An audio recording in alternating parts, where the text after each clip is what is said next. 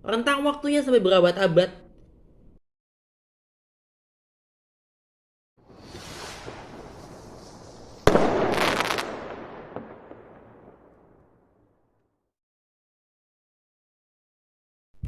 Assalamualaikum. Halo semuanya. Kita bahas sedikit teori konspirasi. Teori konspirasi itu ya, apa sih teori konspirasi? Teori konspirasi ya suatu sudut teori yang menjelaskan segala sesuatu itu adalah hasil dari sebuah konspirasi. Konspirasi global yang bersatu, berjalan berabad-abad. Mungkin nggak konspirasi berjalan berabad-abad?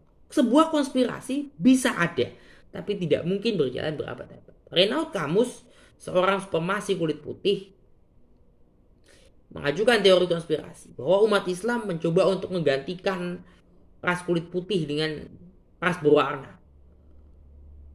Faktanya, ya masyarakat Eropa sendiri yang tidak mau punya keturunan atau ingin menikah dengan ya, ras kulit putih sendiri yang tidak mau punya keturunan atau ingin menikah dengan ras berwarna, sehingga timbullah keturunan ras campuran atau ras kulit berwarna yang memang lebih berkembang, lebih menginginkan punya keturunan, lantas demografinya bertambah, demografinya tumbuh.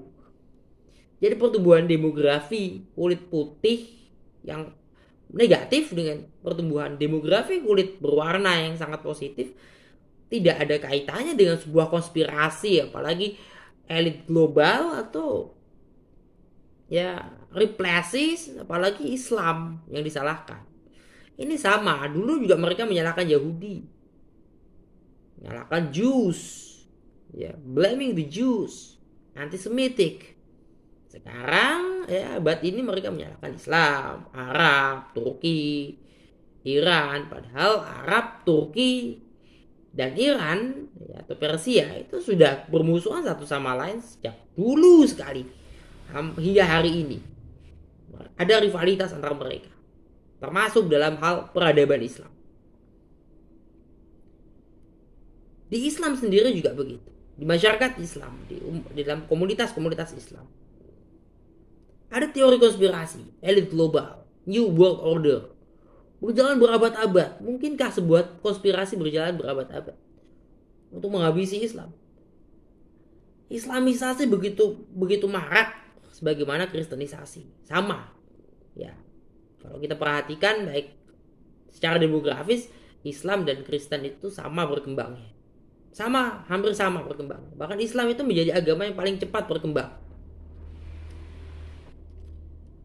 Yang menjadi soal adalah kenapa takut atau kenapa merasa ketika ada penurunan dalam peradaban Islam lantas yang disalahkan orang lain. Itu nggak bisa begitu. Sama, Reinhard Camus menyalahkan ras kulit berwarna, menyalahkan Islam untuk berkurangnya demografi kulit putih. Reinhard Camus sendiri tidak punya keturunan. Reinhard Camus sendiri gay menurut sebagian informasi yang beredar. Dia sendiri tidak menginginkan perempuan, tidak menginginkan punya keturunan, tapi menyalahkan demografi kulit putih berkurang karena adanya Islam, karena adanya ras kulit berwarna ya bermigrasi ke daerah-daerah yang kulit putih, Eropa dan daerah-daerah yang tanda kutip ditemukan oleh kulit putih, benua Amerika, Australia, New Zealand. Ya, padahal salah siapa? Muhammad Abduh juga sempat menyampaikan Islam, ya cahaya Islam itu tertutupi, terhijab oleh kaum muslimin sendiri, oleh umat Islam sendiri. Umat Islam menghijab, menghalangi cahaya Islam dengan perilakunya. Kata Muhammad Abduh ketika berkunjung ke Perancis dan kemudian pulang ke Mesir, saya melihat Islam di barat, tidak melihat muslim. Saya melihat muslim di timur atau di Mesir, tidak melihat Islam. Yang menjadi persoalan adalah umat Islamnya sendiri. Kejumudan, ya, penolakan terhadap diskursus agama, penolakan terhadap kritik agama. Padahal kritik agama itu ya tidak berarti bermakna suatu kontrarian terhadap agama. sama seperti orang kulit putih, demografinya menurun, menyalahkan umat Islam.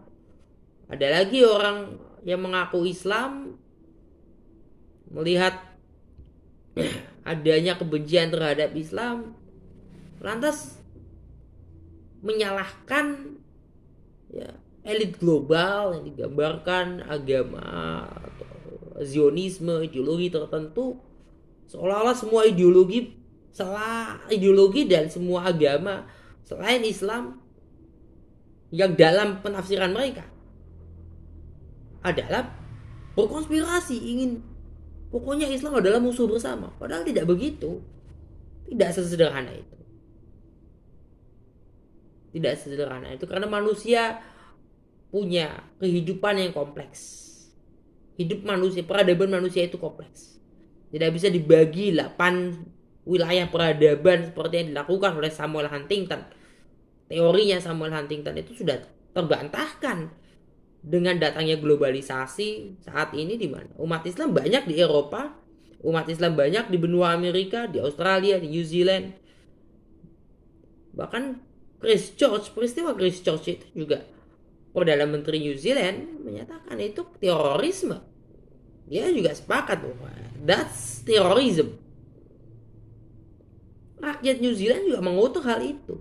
Bahkan keluarganya si Taran itu ya juga mengutuk. Jadi jangan dikira ada teori konspirasi. Ternyata teori konspirasi itu kebohongan. Karena mencocok-cocokkan semua data dan fakta yang ada, yang beredar atau timbul, rentang waktunya sampai berabad-abad. Impossible. Karena Tuhan tidak bisa diam saja kalau melihat seperti itu.